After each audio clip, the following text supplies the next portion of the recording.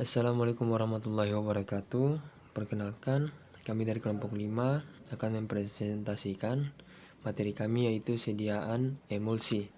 Sebelum masuk dalam pembahasan materi, mari perkenalkan nama-nama anggota kelompok kami, yaitu ada Yosiaran Terapa, Anita Ridwan, Suhardila, Hadijah, Yan Septian Saputra, dan saya sendiri Muhammad Farhan Fatah selaku moderator, serta Aldi Wiranata.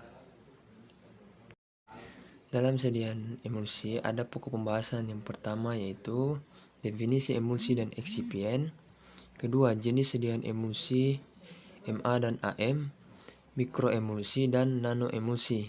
Yang ketiga, prinsip formulasi emulsi. Yang keempat, eksipien yang umum digunakan. Yang kelima, teknik pembuatan dan permasalahan yang terkait formulasi. Keenam, perhitungan jumlah emulgator dan HLB butuh minyak. Dan yang terakhir, contoh sediaan emulsi. Untuk materi pertama saya sendiri yang akan mempresentasikan, yaitu materi pertama, definisi emulsi dan eksipien. Sediaan emulsi adalah sediaan yang mengandung obat, cair atau larutan obat dispersi dalam cairan pembawa distabilkan dengan zat pengemulsi atau surfaktan yang cocok. Menurut International Pharmaceutical, eksipien merupakan suatu zat selain bahan obat atau prodrug yang termasuk pada proses pembuatan atau terdapat pada sediaan farmasi. Eksipien farmasi adalah suatu komponen dari produk farmasi selain bahan aktif yang ditambahkan pada zat saat formulasi untuk tujuan tertentu.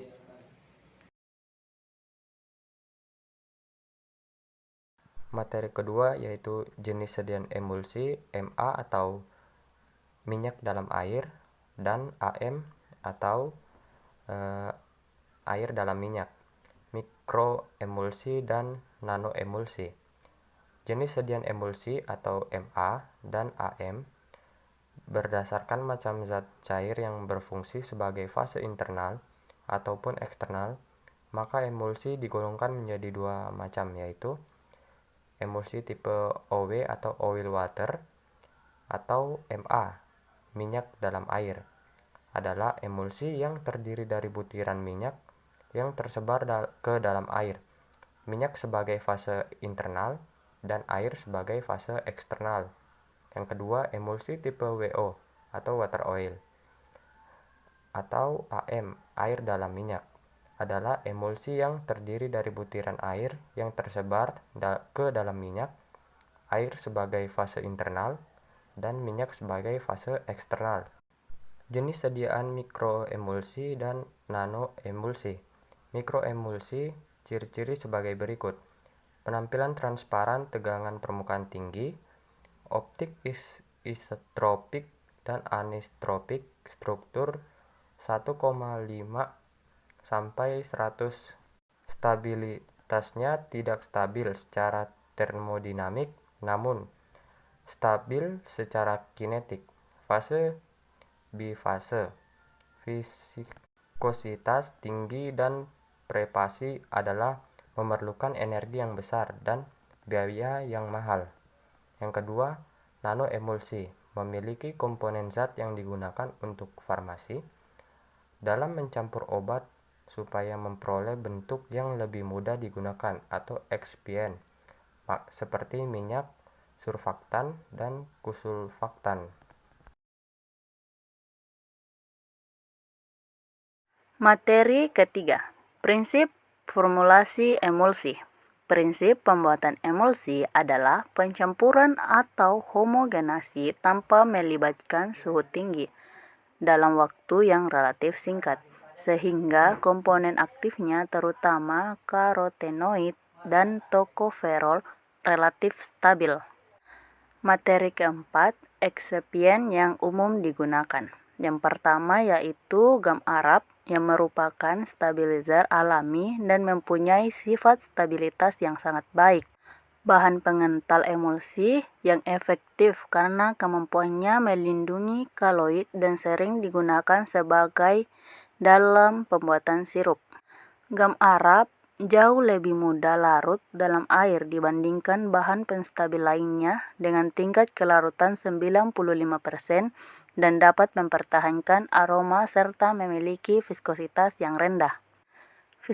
Viskositas gam Arab akan naik seiring dengan meningkatnya konsentrasi jika dilarutkan dalam air atau larutan. Yang kedua, lisitin merupakan surfaktan yang tidak bermuatan, yang dapat berfungsi sebagai emulsifier pada emulsi MA atau emulsi AM. Dengan kata lain, lisitin dapat larut dalam minyak dan air. Lisitin dapat membentuk suatu lapisan ganda multimolekular yang kuat dan dapat menghambat terjadinya penggabungan droplet-droplet minyak yang terbentuk. Mekanisme penstabil emulsi melalui dua tahap, yaitu yang pertama melalui pembentukan lapisan film tebal pada interface dan kedua melalui pembentukan fase cair pada interface. Selanjutnya yang ketiga, CMC berfungsi mempertahankan kestabilan minuman agar partikel padatannya tetap terdispersi merata ke seluruh bagian sehingga tidak mengalami pengendapan. CMC juga berperan sebagai pengikat air, pengental, stabilisator emulsi, dan tekstur gam. CMC dapat menggantikan produk-produk seperti gelatin, gam Arab, agar-agar, keragenan, tragaca.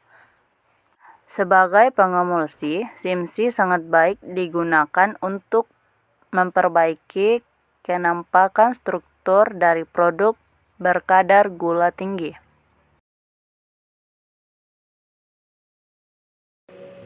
Materi kelima, teknik pembuatan dan permasalahan formulasi. Teknik pembuatan emulsi. Pertama, metode gom kering atau metode kontinental. Langkah pertama yang penting dalam pembuatan emulsi dengan metode ini adalah mencampur antara gom dengan minyak di dalam mortal dan diaduk sampai homogen. Air ditambahkan, kemudian diaduk kuat-kuat sampai terbentuk corpus emulsion. Ciri terbentuknya corpus emulsion adalah campuran homogen berwarna putih, kental, dan saat diaduk mengeluarkan bunyi berdecit. Yang kedua, metode gos basah dan metode Inggris. Sesuai dengan namanya yaitu gom basah, maka tahap pertama pembuatan emulsi adalah membasahi gom dengan air sampai terbentuk mucilago. Tahap selanjutnya adalah menambahkan minyak secara perlahan, aduk kuat-kuat sampai terbentuk corpus emulsion. Metode ini lebih mudah dikerjakan dan seringkali menghasilkan emulsi yang sangat baik. Ketiga, metode botol atau metode Forbes. Metode ini cocok dikerjakan untuk pembuatan emulsi minyak atsiri. Sejumlah gom dimasukkan ke dalam botol, kemudian ditambahkan air dan dikocok kuat-kuat. Minyak yang akan diemulsikan dimasukkan perlahan-lahan dan dikocok lagi. Yang keempat, ada metode sabun in situ.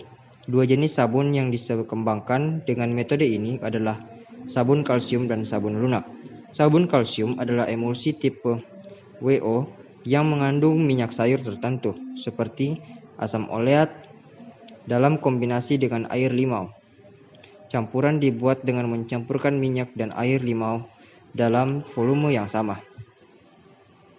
Yang kelima, metode HLB, hydrophilic lipophilic balance.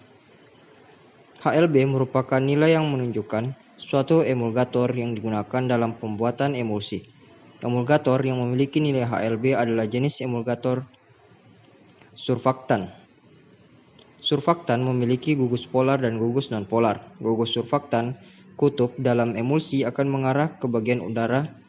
Sebaliknya, gugus surfaktan nonpolar akan mengarah ke bagian minyak. Kombinasi dua surfaktan atau lebih biasanya diperlukan untuk menghasilkan HLB yang dibutuhkan. Contohnya surfaktan twin dan span. Pembahasan selanjutnya yaitu permasalahan terkait formulasi. Permasalahan yang muncul pada produk emulsi adalah sifatnya yang tidak stabil sehingga antara minyak dan air mudah terpisah. Untuk menstabilkan sistem emulsi, perlu ditambahkan penstabil atau stabilizer. Stabilizer ada dua jenis, yaitu emulsifier dan texturen modifier. Emulsifier merupakan molekul yang memiliki bagian yang bersifat mudah larut dalam air atau hidrofil dan mudah larut dalam minyak atau lipofil, sehingga terjadi kelarutan selektif dari bagian emulsifier. Contoh dari emulsifier yaitu surfaktan dan fosfolipid. Texturen modifier yang merupakan kelompok dari stabilizer menstabilkan emulsi dengan cara meningkatkan viskositas fase kontinu, sehingga penggerakan antara droplet atau butiran minyak dapat diminimkan sehingga menyebabkan minyak dan air tidak terpisah. Contoh dari texturen modifier yaitu protein dan polisakarida seperti pati.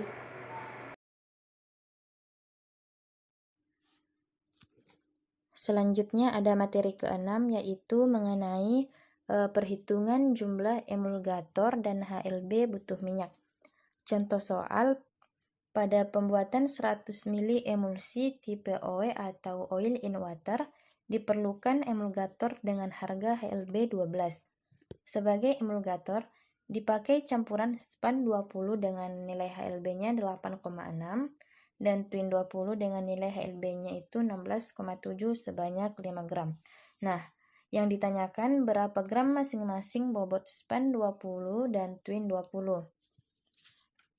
Rumus yang digunakan yaitu B1 dikali HLB1 ditambah B2 dikali HLB2 sama dengan B campuran dikali HLB campuran. Di mana B itu merupakan bobot emulgator dan HLB itu kepanjangan dari hidrophilic lipophilic balance. Adalah nilai untuk mengukur efisiensi emulgator yang digunakan. Langsung saja kita masukkan nilainya, di mana B1 sama dengan X dikali HLB1 16,7 ditambah B2 5 dikurang X dikali HLB2 8,6 sama dengan bobot campurannya 5 dikali HLB campurannya itu 12. Menghasilkan 16,7X. 16,7X didapat dari X dikali 16,7 ditambah 43 didapat dari 5 dikali 8,6 dikurang 8,6 X didapat dari X dikali 8,6 sama dengan 60 didapat dari 5 dikali 12. Selanjutnya kita menghitung yang ada variabelnya terlebih dahulu, yaitu 16,7X dikurang 8,6X menghasilkan 8,1X sama dengan 60 dikurang 43. Kenapa dikurang 43? Karena 43-nya itu pindah ruas ke kanan, jadi hasilnya negatif. Kemudian didapat nilai X-nya sama dengan 17 dibagi 8,1, di mana 17-nya itu didapat dari 60 dikurang 43, jadi nilai X-nya itu sama dengan 2,1. Jadi bobot twinnya itu sama dengan 2,1 gram dan berat spannya itu 5,21 gram sama dengan 2,9 gram.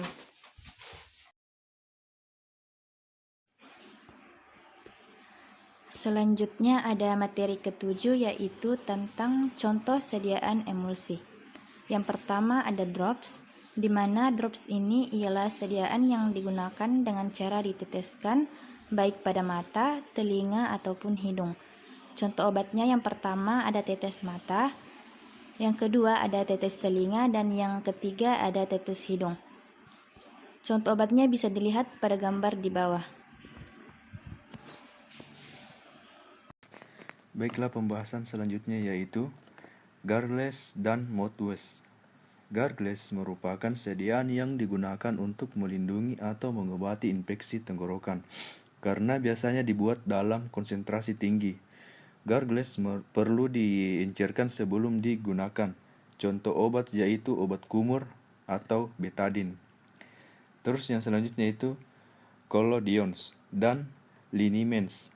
Collodions adalah cairan yang ditunjukkan untuk pemakaian pada kulit, digunakan untuk memperpanjang kontak antara kulit dan obat. Jika memberikan efek analgesik disebut liniments, yang sering kali berupa sediaan emulsi. Kedua sediaan tidak digunakan pada kulit yang terluka. Contoh obat liniments yaitu liniments spore, tawan oil, minyak kayu putih. Terus yang terakhir itu enema. Enema ialah cairan baik larutan, emulsi, atau suspensi yang dipakai pada rektum untuk memberikan efek lokal. Perhatian perlu diberikan tentang cara penggunaan enema. Contoh obat yaitu plel enema. Baik,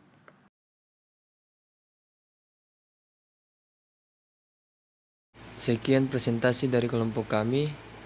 Mohon maaf apabila ada kesalahan. Wabillahi taufiq wal hidayah. Wassalamualaikum warahmatullahi wabarakatuh.